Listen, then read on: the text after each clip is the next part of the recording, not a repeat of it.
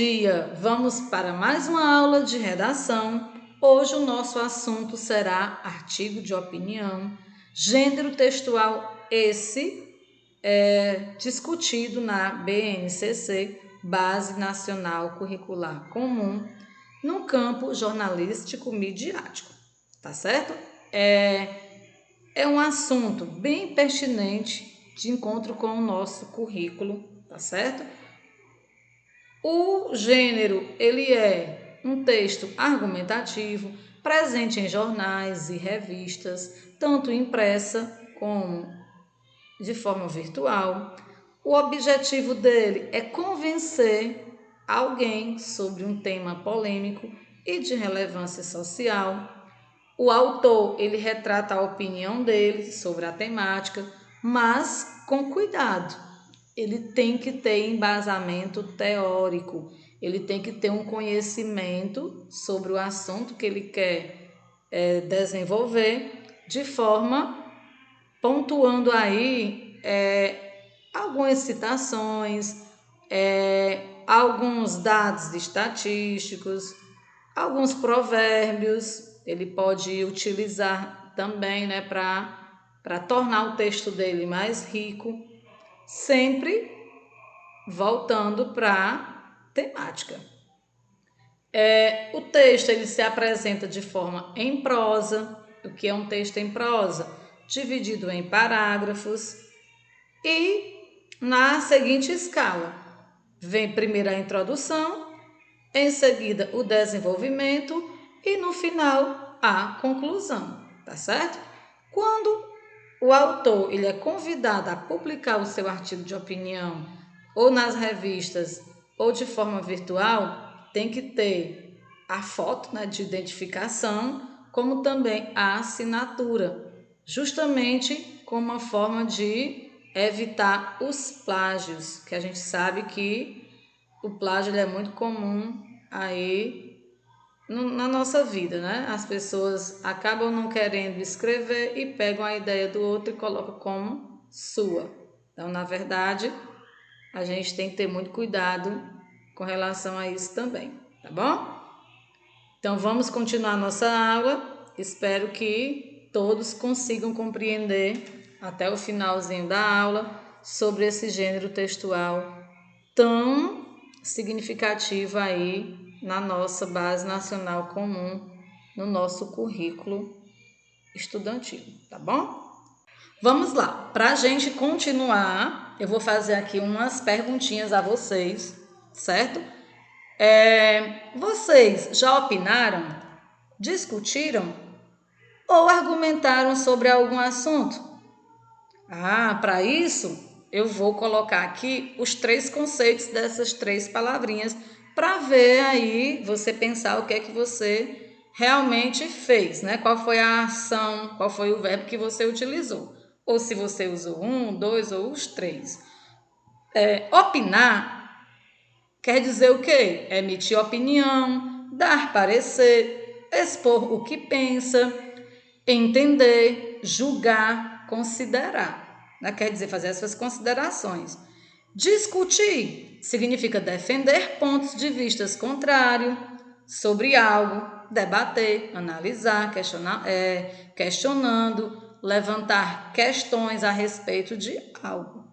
E argumentar, apresentar fatos, ideias, razões, lógicas, provas, etc. E, no final aí, defender uma tese. Aquilo que você está propondo, defender, como diz o ditado, com unhas e dentes e com argumentos, tá bom? Gente, para clarear melhor a nossa temática, né, de hoje, eu selecionei aqui 3 charges, lembrando que a charge ela tem como objetivo principal de satirizar, de criticar de fato a situação real e atual sobre assuntos bastante polêmicos, certo? O que a gente pode observar na imagem? O menino, né, convidando o pai para brincar. E o pai responde dizendo que agora não dá, que está compartilhando uma foto fofa da criança. Diante dessa situação, cada um de nós já temos uma resposta a dar, já temos uma opinião formada aí dependendo da situação, transmitir, né, o que está se pensando. Com isso, surge os temas, né, o tema polêmico, que é o uso excessivo das redes sociais e sua interferência nas relações familiares, aproximação ou distanciamento. A partir daí, cada um de nós construímos uma ideia e, posteriormente, registrar essa ideia através do texto escrito, defendendo ou criticando a situação, embasada também em alguns fundamentos, né, teóricos com relação ao assunto. No texto 2, temos aí dois menininhos brincando e o pai de um deles passa com as frutas, né, na mão, na cabeça, em todo lugar. A criança vai e pergunta, né? Seu pai está treinando para virar a Carmen Miranda? Não, é que ele veio do supermercado sem as sacolinhas plásticas. Então, gente, outro tema polêmico aí com relação à discussão dessas duas crianças, né? Eles estão falando de um tema bastante social, né? Ambiental, com relação aí os cuidados que a gente deve ter com as nossas compras, com os produtos que a gente traz. No caso, as sacolinhas tem que ser reduzida, né, para que ajude de certa forma o meio ambiente. Quando a gente faz essas reflexões, estamos também dando a nossa opinião sobre o assunto. Veja aí o tema polêmico. A proibição das sacolas plásticas em supermercados e a cobrança destas por parte de estabelecimentos. Então, com esse tema, a gente desenvolve uma excelente redação, mostrando aí e expondo os nossos argumentos, as nossas opiniões. E no texto 3, voltado aí para a questão do ciclismo, né, das ciclovias, um lugar onde os ciclistas merecem, né, e almejam que exista nas grandes cidades para que eles possam trafegar tranquilamente. O personagem diz assim: Senhor prefeito, preciso de uma ciclovia, rápido, se possível antes da próxima esquina. Então a gente percebe aí o pedido, né, do personagem aí com relação a esse problema também que é comum, que é de certa forma social e bem, vamos dizer assim, que chamativo, que faz com que a gente reflita, né, e torne polêmico. Vamos lá para o tema. As ciclovias como forma alternativa de transporte, os investimentos altos nas ciclovias e o fato de os ciclistas terem de usar faixas exclusivas quando deveriam ter um trânsito seguro para todos. Então, gente, para fechar aí o nosso estudo sobre as charges, como eu falei a princípio, a charge ela tem um cunho muito importante na questão de refletir sobre, tirar nossas conclusões, dar o nosso parecer, né, sobre determinado assunto. Beleza? Gente, continuando, nós temos aqui a estrutura básica do artigo de opinião, que ela apresenta aqui como título. Nesse título, nós vamos ter a introdução, o desenvolvimento e a conclusão. E esses 3 pontos, eles também vão estar divididos, né? A introdução na contextualização, na problematização e na tese. Então, a introdução, ela vai ser colocada aí como o pontapé inicial para que você faça um bom desenvolvimento com argumentos e contra-argumentos para a sua defesa, que foi citada aí a princípio. E para finalizar, nós temos aí a conclusão que fecha o raciocínio argumentativo, como também você pode usar alguma frase de efeito, citação, provérbio, solução, né? Para que o seu texto ele se complete e tenha o seu significado, né? Tanto a função como também a questão aí da expressão da sua ideia, né? O que é que você quis transmitir dentro do seu texto. Gente, para continuar, eu peguei aqui um texto de uma finalista das Olimpíadas de Língua Portuguesa realizada no ano passado. O que me chamou a atenção foi que a aluna, ela pegou o tema polêmico do ano passado, Escola Sem Partido, e uniu com a situação do lugar onde ela vive, porque a gente sabe que a Olimpíada de Português ela trabalha com essa questão, né, o lugar onde vive. Vamos lá, eu tirei o primeiro parágrafo porque ela reportava aí sobre a sua localização. A partir do segundo parágrafo, ela já foi pontuando aí, fazendo a sua introdução, levantando a sua tese, né? Vamos ouvir. Assim, um grupo de vereadores de São Lourenço do Sul, simpatizantes das ideias do movimento, implementou o projeto de lei Escola Sem Partido no município. Segundo justificativa da proposta, é necessário e urgente adotar medidas eficazes para prevenir a prática da doutrinação política e ideológica nas escolas, impedindo dessa forma que educadores possam discutir sobre situações de senso crítico que merecem debate e exposição em sala de aula. Então eu pergunto a vocês, logo nesse início, a autora, ela indica claramente a questão polêmica? Ela usa uma linguagem adequada? Ela relaciona um problema local? Pensem aí um pouquinho. Devemos levar em consideração que projetos como esse, por se tratar de educação, sempre chamam a atenção da população. Segundo defendem alguns, é de grande importância que as crianças e os adolescentes não sejam influenciados moral, religiosa e politicamente pela escola, pois isso é dever da família. Ok? Pergunto novamente. Qual o assunto tratado aí no segundo parágrafo? A maneira como as informações estão organizadas ajuda a gente a entender quais fatos, exemplos foram citados.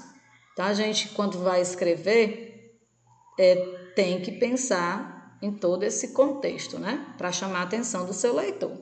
Porém, devemos lidar com a realidade, pois diversas pesquisas afirmam que apenas 12% dos pais se comprometem com a educação dos filhos, o que comprova que a comunidade escolar tem, sim, grande responsabilidade na educação dos indivíduos.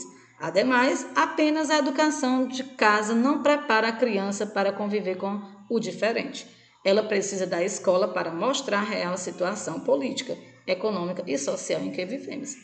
Olha aí, nesse parágrafo, ela citou aí um dado estatístico, né?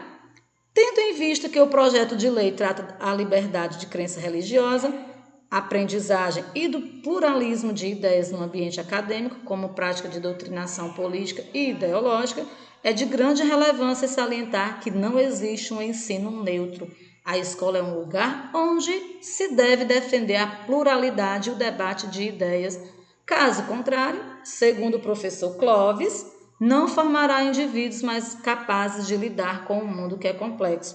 As contradições devem aparecer para formar cidadãos mais tolerantes.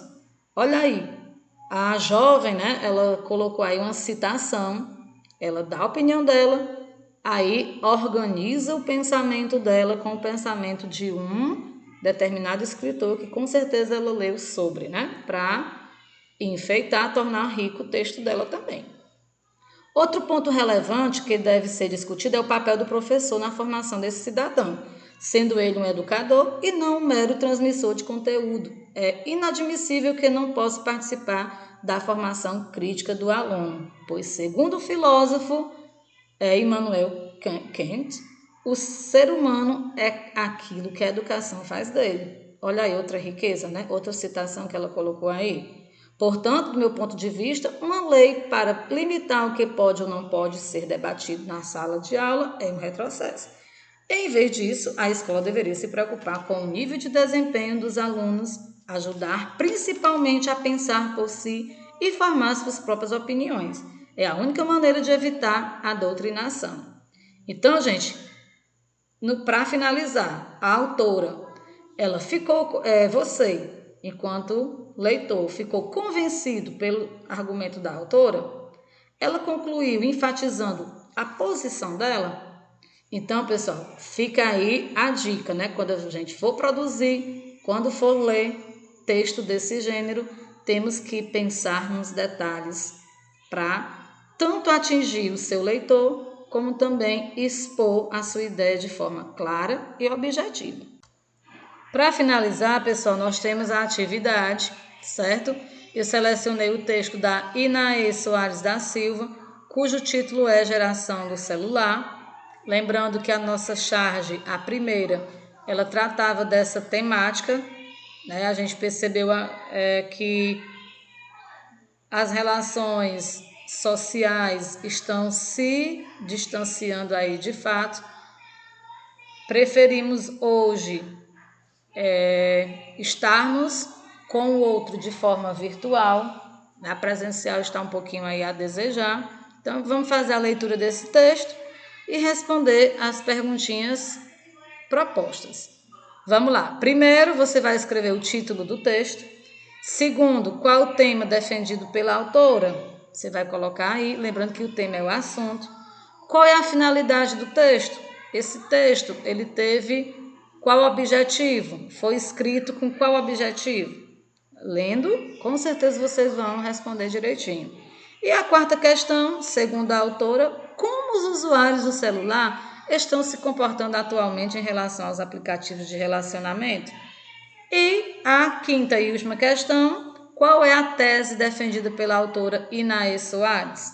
O que é que ela defende? Qual foi o parecer que ela fez aí, né, no final, que foi que ela defendeu de fato? Para responder é necessário o quê? Fazer a leitura e ter uma boa compreensão e interpretação, tá bom? Então, a gente fica por aqui na nossa aula de hoje, certo? Com uma mensagem. Não tentem ser melhores do que ninguém, mas sim melhores do que já são. Alunos, vamos aprender juntos a cada dia. Então, tenhamos aí bons estudos e até a nossa próxima aula, ok? Tchauzinho!